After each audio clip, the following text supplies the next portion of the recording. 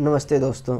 आज हम बात करने वाले हैं आरसीसीबी और एमसीबी में क्या अंतर होता है। तो ये बेसिकली क्वेश्चन हमारा इंटरव्यू में एग्ज़ाम में भी आता है कि दोनों में अंतर पूछा जाता है।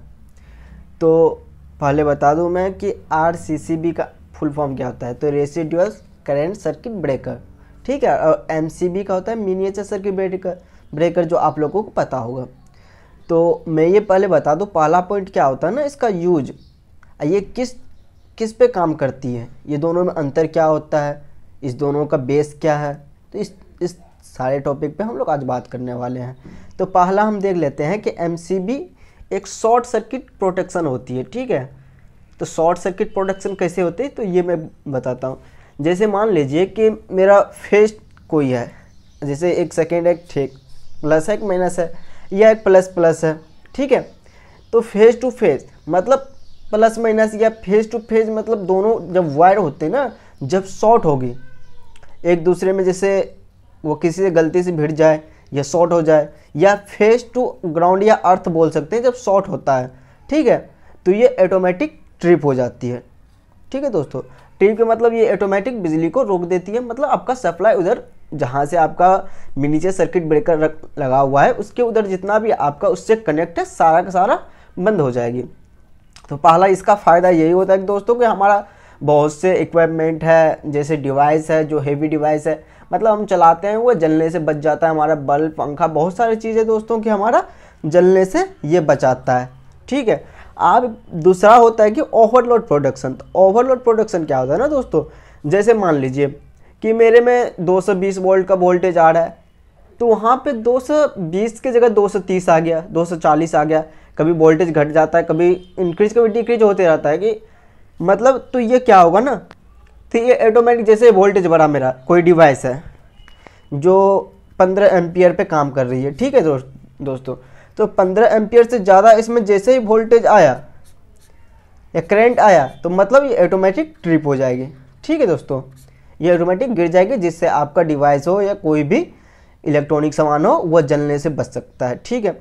और बेसिकली बात कर ले हम, तो ये एमसीबी होता है जो 10 एम्पियर, 32 एम्पियर और 40 एम्पियर और 63 एम्पियर की होती है, ठीक है दोस्तों। ये यहाँ तक एम्पियर तक में ही आती है और इसका भी यूज भी किया जाता है।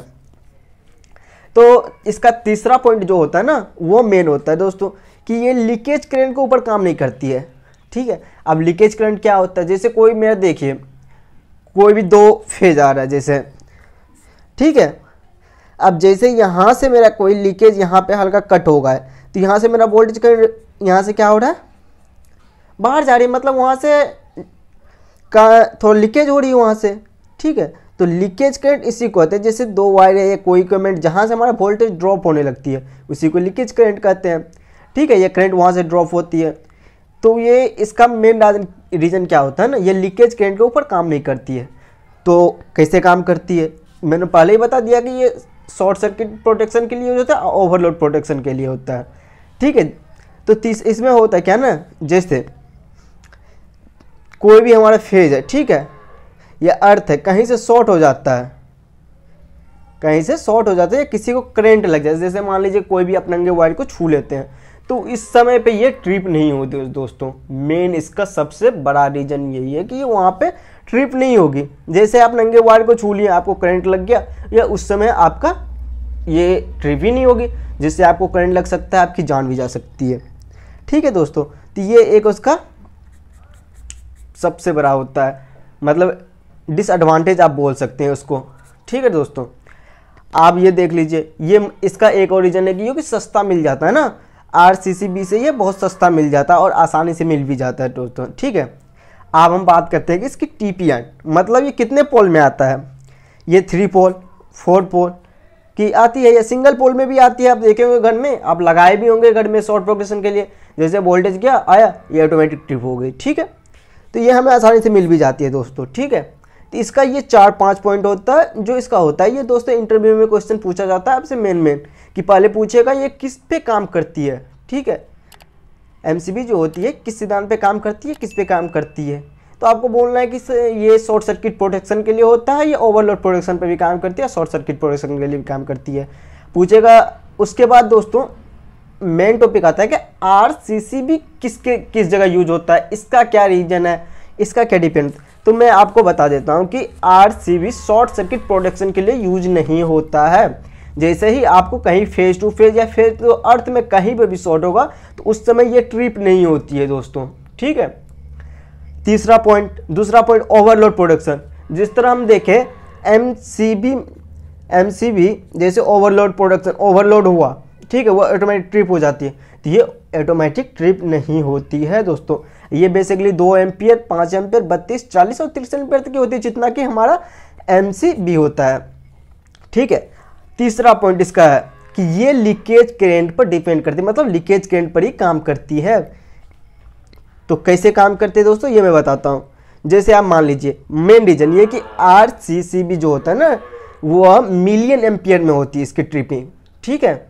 ये मिलियन एम्पियर में इसकी ट्रिपिंग होती है। जैसे 30 मिली एम्पियर से 100 मिली एम्पियर तक की होती है, ठीक है दोस्तों।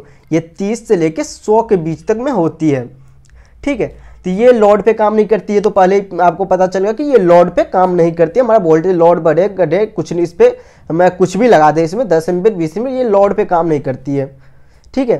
तो मेन इसका रीजन होता है ना कि जो फेज हमारा है, फेज और न्यूट्रल के बीच का अंतर 30 मिली एम्पियर है, ठीक है, या उससे ज़्यादा है, 30 से ज़्यादा है तो ये ऑटोमेटिक ट्रिप हो जाती है। मेरे ये पहला ही टॉपिक होता है, ये मिली एम्पियर में काम करती है दोस्तों, ठीक है। तो अब हम बात करने वाले हैं अब तीसरा कि ये लीकेज करंट पे काम करती है। मैंने पहले ही बता दिया कि लीकेज करंट होता क्या है, ठीक है दोस्तों। जैसे उसमें हमको करंट लगा छूने पे तो ऑटोमेटिक ट्रिप नहीं होगी, लेकिन इसका ये होता है ना कि आप जैसे ही किसी नंगे वायर को छुए तो ये ऑटोमेटिक ट्रिप हो जाएगी, आपको करंट लगने से आप बच सकती है, आपका जान भी नहीं जा सकता है, ठीक है। इसका मेन एडवांटेज यही होता है दोस्तों, ठीक है। कहीं भी फेज या अर्थ में कहीं से भी, ठीक है, शॉर्ट हुआ या आपको करंट लगा लीकेज करंट के द्वारा, ठीक है, तो ये ऑटोमेटिक ट्रिप हो जाती है। ये एमसीबी से 3 से 4 गुना महंगा होता है दोस्तों, 3 से 4 गुना महंगी होती है ये, ठीक है। आप बात करते हैं कि वो 3 पोल 4 पोल में ही मिल सकती है टीपीएन, इससे कम में या ज़्यादा में नहीं मिलती है, ठीक है। तो मैंने दोस्तों ये इम्पोर्टेंट क्वेश्चन है और ये इंटरव्यू में भी पूछा जाता है दोस्तों, इसलिए मैंने सोचा इस टॉपिक पे एक वीडियो बनाया जाए। और इस रिलेटेड आपको कोई भी इलेक्ट्रिकल से आपको वीडियो चाहिए तो हमारे चैनल को टेक्निकल कैरियर को आप सब्सक्राइब कर सकते हैं दोस्तों, और एक लाइक भी कर सकते हैं, ठीक है दोस्तों, जिससे हमको मोटिवेशन मिलता है कि आपके लिए कोई अच्छी से अच्छी वीडियो बनाए, आपको समझाने की कोशिश करें, ठीक है। ये वीडियो आपको पसंद आया तो दोस्तों लाइक सब्सक्राइब जरूर कर ले। Thank you so much.